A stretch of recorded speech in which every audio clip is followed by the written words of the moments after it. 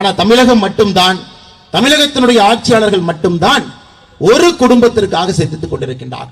எந்த முடிவெடுத்தாலும் tender, commission, contract வருமா?